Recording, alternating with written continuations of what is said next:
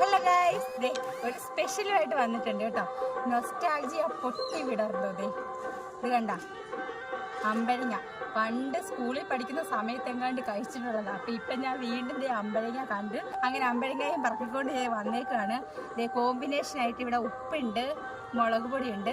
ഇങ്ങനെ ഞാൻ കഴിച്ചിട്ടില്ല കേട്ടോ. അമ്പഴങ്ങ തന്നെ കഴിച്ചിട്ടുണ്ട്, പക്ഷെ ഇത് ചിപ്പിയുടെ ഐഡിയ ആണ്. അപ്പൊ കഴിക്കട്ടെ.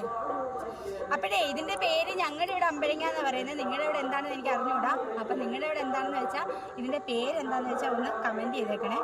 അപ്പൊ ഇത് എങ്ങനെ കഴിക്കേണ്ട ചിപ്പി? ഉപ്പില് മുക്കുക, മുളകില് മുക്കുക. പുഴ ഉണ്ടാവില്ലല്ലോ അല്ലേ? പുഴ ഉണ്ടാവില്ല. ഉറപ്പാണേ? ഉറപ്പാ.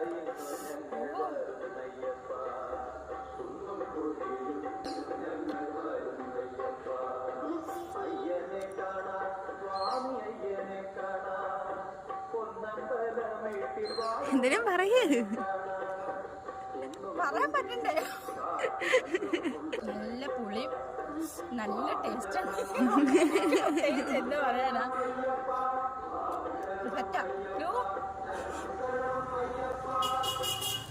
ഇതിൽ നിൽക്കുമ്പോ പുളി വലുതായിട്ട് ഫീൽ ചെയ്യത്തില്ല, അല്ലാതെ കഴിക്കുമ്പോ നല്ല പുളിയുണ്ട്.